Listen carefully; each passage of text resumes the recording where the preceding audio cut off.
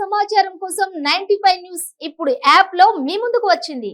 వెంటనే డౌన్లోడ్ చేసుకుని news update తెలుసుకోండి. ప్రతి క్షణం ప్రజాక్షేమం కోసం. Welcome to 95 news. నడుస్తున్న రాజకీయ వ్యవస్థను ఏమని వర్ణించాలి? ఏ రీతిన కొలవాలి? 100నో 150 రోజుల్లో ముఖ్యమంత్రిగా రేవంత్ రెడ్డి పరిపాలన చేసినాడు. అంతలోనే తెలంగాణ రాష్ట్రంలో సార్వత్రిక ఎన్నికల నగారా మోగింది.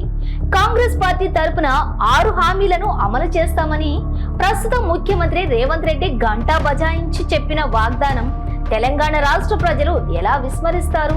పిచ్చోళ్ళ తెలంగాణ ఓటర్లు.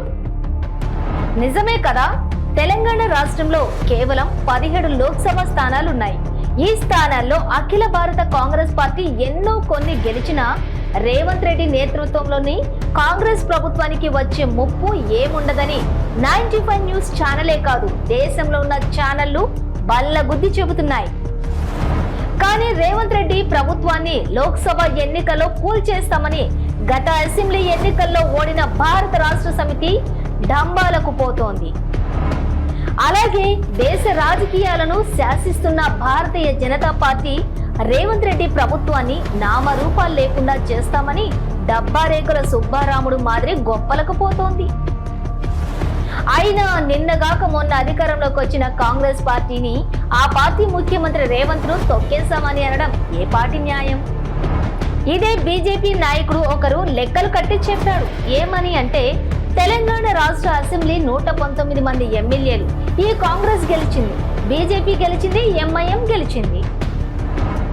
ఈ లెక్కలు చెప్పి Revanth have only 5 members majority, మీ మినిస్టర్లు 7 బీజేపీతో టచ్ లో ఉన్నారు, నిన్ను కూల్చడం ఒక లెక్కే కాదు అంటూ బెదిరింపులు హెచ్చరికలు జారీ చేస్తున్నారు.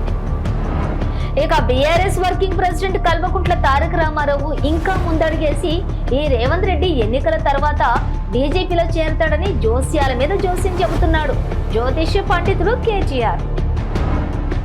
ఎంత విచిత్రం!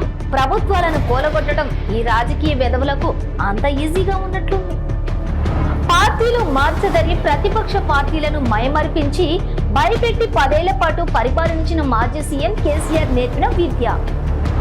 అదే నేడు అధికారంలో ఉన్న కాంగ్రెస్ ముఖ్యమంత్రి చెప్తే తప్ప? కానియండి, రేపు లోక్సభ ఎన్నికల తర్వాత ఏం జరుగుతుందో చూద్దాం.